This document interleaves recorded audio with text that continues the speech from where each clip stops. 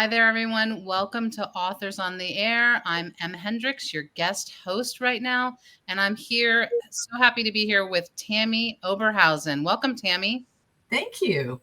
Yes, I'm super excited to be here with Tammy because I have just recently read her debut novel, The Evolution of the Gospelettes. It's quite a book, and I can't recommend it enough to everyone. And I'm excited for all of you to hear about Tammy's journey to publication. Okay, so Tammy, why don't you just start us off by telling us, a quick summary about what the novel is about? Sure. So the evolution of the Gospelettes starts in 1972 in South Central Kentucky when Garland Holliman and his wife, Big Jean, and their 4 teenage children, the twins, Jeannie and Junior, and their younger sisters, Debbie and Patty, form a family gospel group. And it follows their transformation from old-time gospel singers in the 70s to becoming performers on a televangelist program in the 1980s, and then the founding members of a megachurch in the 90s.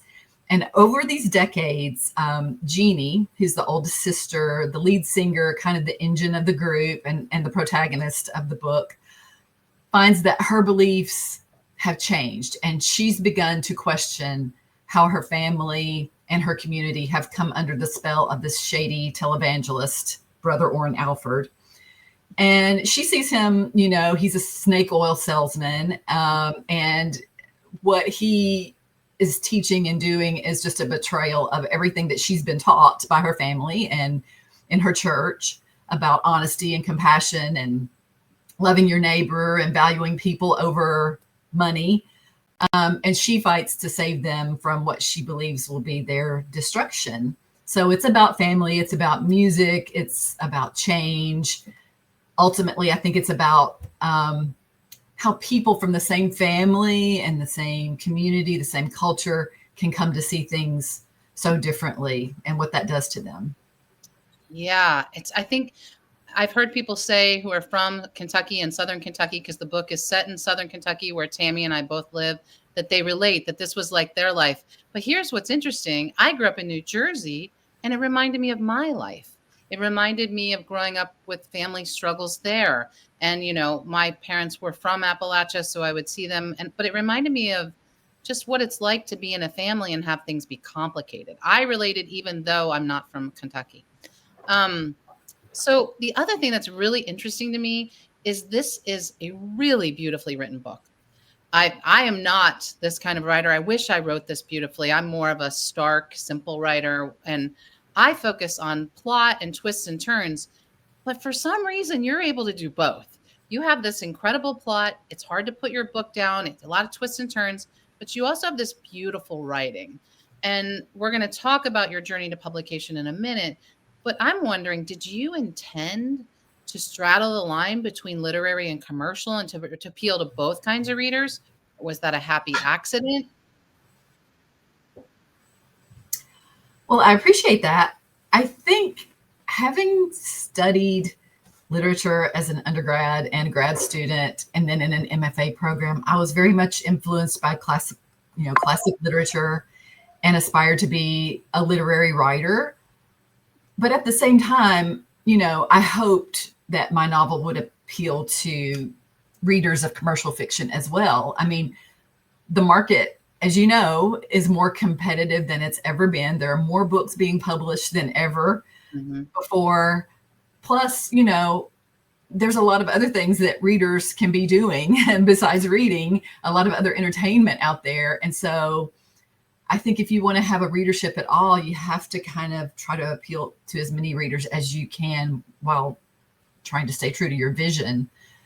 And there are certainly a lot of books that I admire that are literary, but also commercial. I mean, I think of Margaret Atwood, of course, and Barbara Kingsolver is another example of that. So that's kind of what I aspire to try to do. Yeah. Yeah. Well, you did a great job. I thought. I loved the book. I couldn't put it down, and I was inspired by the writing. So the other thing that is so fascinating to me is that, like me, you've been writing a long time. But unlike me, you've been working on this one novel a long time. 30 years you've been working on this novel. And I want to hear about that journey. I want you to walk us through what it was like step by step. When did you start writing? How long did you put it away when you put it away? Tell us about your experience with working with an agent and then not working with an agent. Will you tell us about all of that? Oh, yeah. It's been a long journey. And I guess I was just stubborn and I didn't switch gears and write something else. But yeah, I was in my 20s when I started in the early 90s. I had finished my bachelor's and master's degrees in English. I was working as a book editor, and I don't know why, but this fictional family of gospel singers just kind of came to me, and I started writing down some notes. I'm not really sure where they came from, except that I did grow up listening to gospel music at church and at home.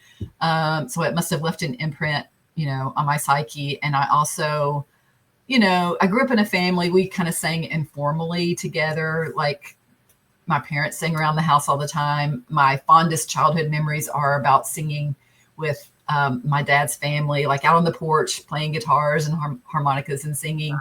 So I think that the family singing was just kind of something that was in the back of my mind that I wanted to write about. Well, and I want to say you've made that comment in other interviews that you love it when people sing together, that it brings you together. Yeah. And one of the most beautiful experiences I've ever been to for a book event was your book launch, when everybody sang together at the end of the launch and people were sobbing.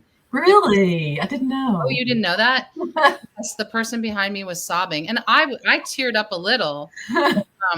It was just so beautiful. I'm like getting chills thinking about it now. I think you're right. Music does unite us. Yeah. We sang at the end, "Will the Circle Be Unbroken?" Mm-hmm. And it's, if you're not familiar with that song, you can go listen to it. It's kind of sad, but it's about, longing to be reunited with family that's gone. Yeah. So yeah, I worked on it for, off and on for about 10 years before I ever showed it to anyone. Okay. And the first person to read a section of it was actually Robert Morgan, who was the author of Gap Creek, which was an Oprah book pick at that time. This was, early 2000s. I went to the Appalachian Writers Workshop. Oh, that's where you met him. Yeah. And he gave me a lot of encouragement. He read part of it, told me to keep going. By this time I had not just, a full-time job, but a family. And, there were years in there that I wasn't working on it very much. I was pulling it out every now and then, writing a little bit, putting it away. And that went on for a long time. And I think, it really kind of, when I got into an MFA program, that kind of picked things up a bit, because you have to do the work there. Somebody's expecting it of you. Yeah. Okay. So what about, I hope you don't mind me bringing this up, but because I know you, I know that you when I met you, you had an agent. How far into the process did you sign with an agent? And are you glad that you parted ways? Because let's be honest, you probably wouldn't be having Poet Laureate of Kentucky, Silas House, edit your book if you had continued working with your agent. Right. So it's hard to remember all this. Around the time that I went into the MFA program at Spalding University, which was around 2006, 2007, during that program, finished at the beginning of that program, I finished a complete first draft finally. Okay. And shortly after that, I got an agent. I won't, mention names, but I did work with a top agent, really a very well-known, successful agent for about 5 years. And it was a good experience. We did a lot of revisions together. Good. But again, I was teaching at that time, had a family, there was just a lot going on. So I was not on the fast track. So over a period of about 5 years, I was revising for her. finally got it to the point that she felt it was ready to send out. She sent it to, I think, about 8 really big publishers and well-known editors. And so I was really hopeful, and we didn't get any takers. And I got the sense that maybe the New York publishers, at least the ones we were talking to, didn't quite understand the world of this book. Because my sense is, like, they would say, I really love the writing, or this, these are really interesting characters, but they just didn't seem to know how to market it. Like, my sense was there were 2 boxes that they had for these kinds of characters, for evangelical Christians. And one was Christian inspirational. Oh. So it's like, this is written by Christians for Christians, and the purpose is to inspire and, to reinforce their faith. And that's not really what I was doing. No, and then the other box is what we often see coming from, the publishing world or from Hollywood, which is kind of stereotypes about fundamentalists, where they're the villains and working for rural people. And so I just kind of had the sense that they didn't know how to place it, how to market it. I was wanting to do something more nuanced than those 2 boxes. And it is nuanced. They're complex characters. Yeah. And that's not to say that other publishers aren't doing that. It's just maybe they just didn't quite get how to do that. And so, I ended up parting ways with my agent. A few years went by. I went back to Spalding to finish my degree, and I worked with Silas House as my mentor. And then a few years later, actually, ran into him, and he was by that time editor of Fireside Industries, which is an imprint of the University Press of Kentucky. And he asked me to submit the novel for publication there. And I'm really happy that he was my editor, because I felt like he understood what I was trying to create. It's a world that he's familiar with. He isn't trying to make it fit into, somebody else's version of what rural Kentucky is. So I was really happy with that. Yeah, I agree. I think it's very exciting to have your book published by him, edited and published by him. So it ended up being a happy twist of fate, in my opinion. Yeah. It's funny you mentioned that you don't want people to be villains, because there is one villain in the book. Oh, yeah. Brother Orrin Alford. And he's quite a villain. In fact, I know that I felt that I thought of certain political figures when I read the book. And I know Silas said that at your launch event, that he thought of certain political figures. But as you pointed out, you started writing this book 30 years ago, so you weren't thinking of a specific person. But I do think it's interesting how timely the book is. It speaks so clearly to the time we're in, and specifically to the question of how did we get here?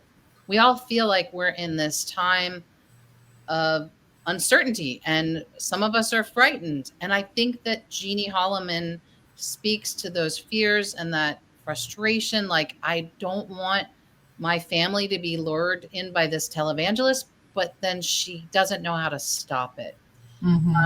And I'm interested in this topic, as you know, because I wrote a book about, if my debut novel was about what happens if our country keeps on this trajectory, where will we end up in 10 or 15 years?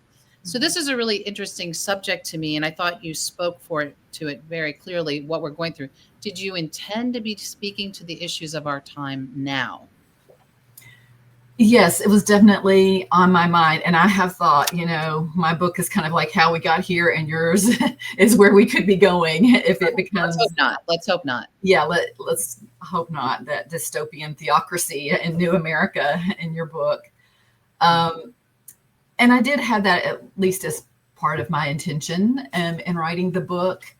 Over the course of 3 decades that are portrayed in the novel, I felt like there's this evolution going on, hence the title.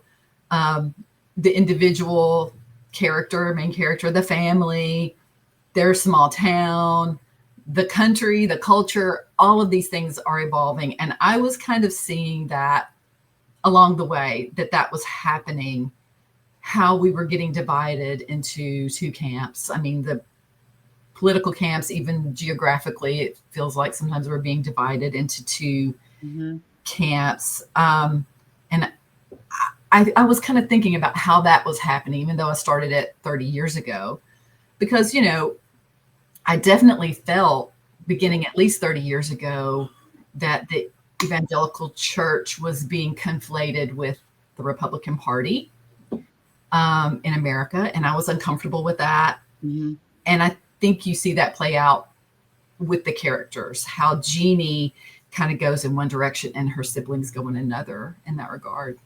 Right. But they all still are believers. You know, I don't think this is a spoiler alert to say that Jeannie doesn't stop believing entirely. She just questions what this large mega church, again, I don't want to do and say much more, but the questions the motives of the people who are in power in the churches around her. Yeah. And I think one of the nice things about the book too is you have more than one preacher in the book, and they're not all the same. Some of them I admire, you know, and some of them I think, what is wrong with you?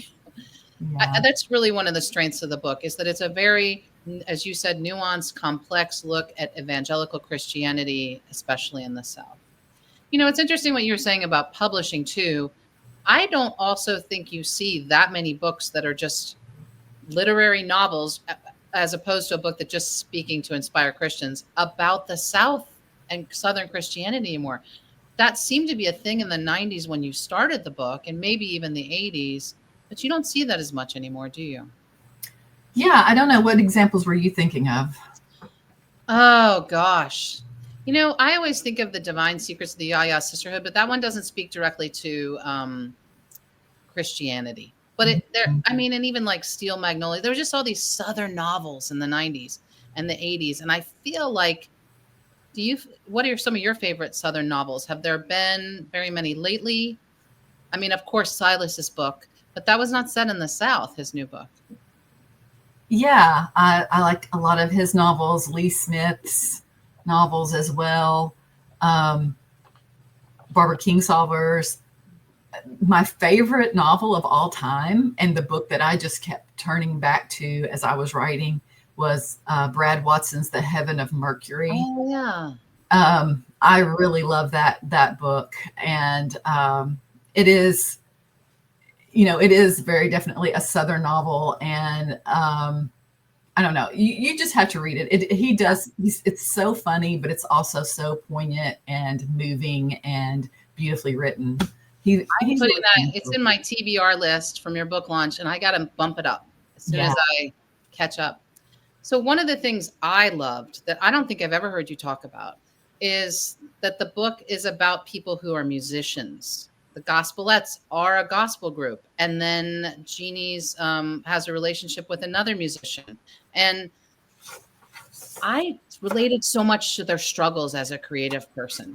They go through so much. They pack up the car, they tour all over Kentucky and nearby states, and they don't have enough money at one point for gas to get home.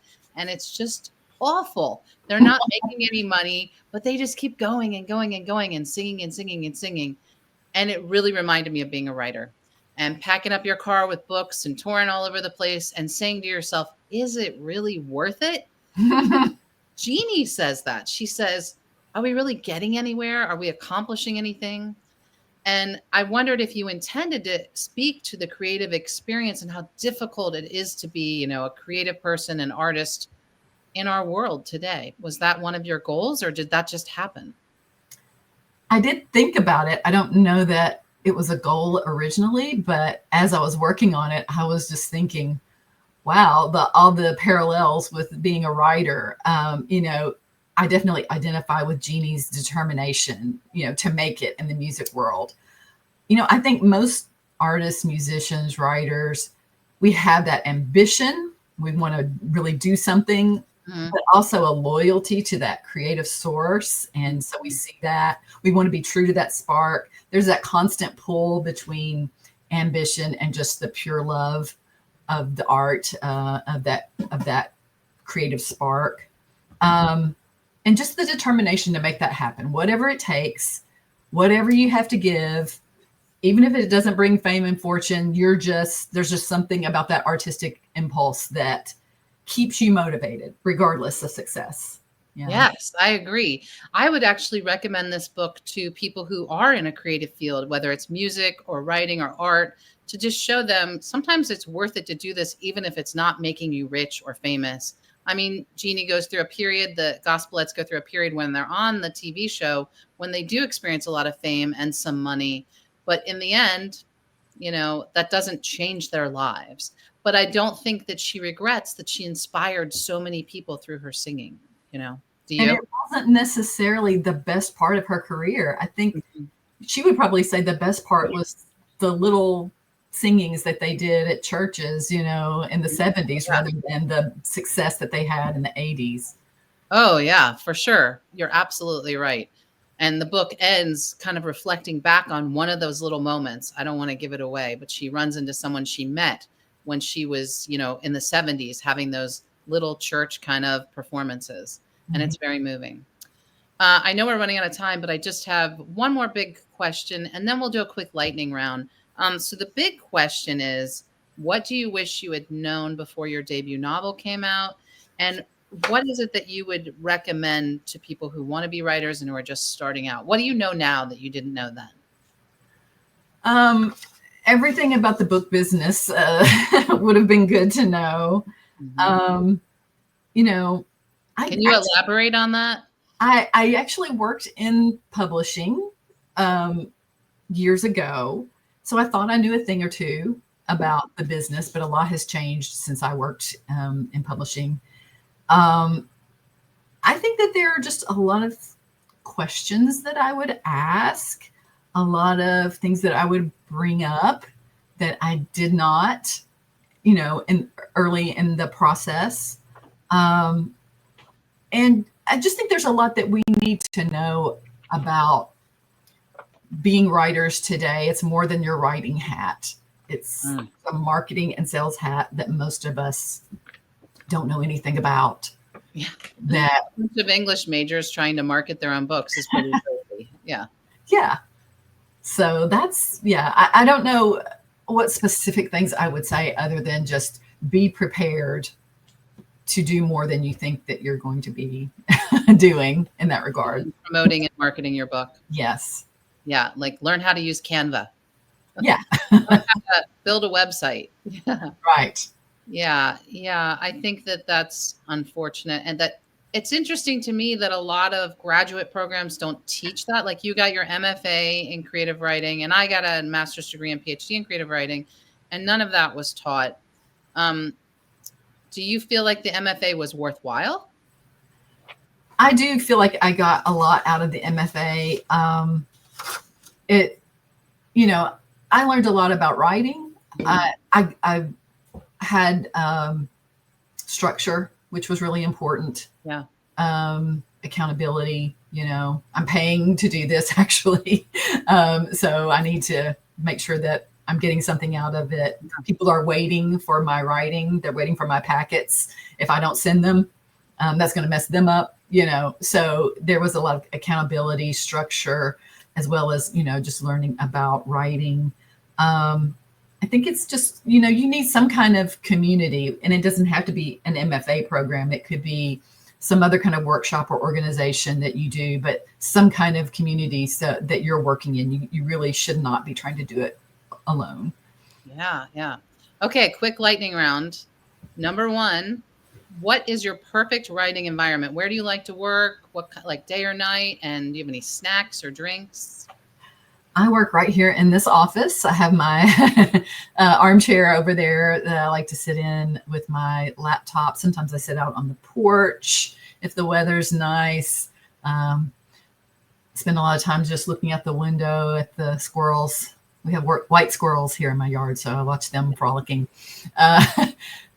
Usually I will have my coffee in the morning while I'm writing, and then just water. Try not to do too many snacks because I'll do a lot of snacking and not much writing. I like to work at night, but I think the world wants us to work in the morning, the rest of the world. Yeah. For sure. I used to be a person who stayed up till 2 working, and then I switched. I, moved to be a daytime writer. Mhm. And this is a big one. What do you think, Jeannie Holliman, your main character in the evolution of the Gospelettes, what is her greatest fear? Oh, I think she has two big fears that create the conflict in the novel. And that's the reason that her evolution takes so long, is that she's dealing with these two fears. And I think one is exactly the thing that she ends up doing, which is displeasing her father. Mm. That's what she doesn't want to do, and she does it. And the other is not being true to herself and her inner spark. Mm. And that's just, the decades long struggle that she goes through. Is she wants to please her father and the patriarchy, if you will. Mm-hmm. But she also wants to follow her own inner truth, as she understands it. Now I know why we're good friends, because that's what I always write about. That's why I love the book, that there is that balance. You want to, you want the approval of your father or your mother or both. And you also want to walk to your own beat, I see that in The Chaperone. Yeah. Thank you. Well, I want to tell everyone, one thing I love about the evolution of the Gospelettes is you can go to Tammy's website and you can download a book club kit. I am hosting my book club next month. Yay! Tammy's book. And the great thing is Tammy did the hard work of providing a menu. Whenever I host book club, I want to have themed food. And now you can just go to her website, get the book club kit, and then she gives you all the questions and all the food. I'm a question person, so I'll have my own questions. Yeah. But I love that she gives you that guide and an amazing playlist.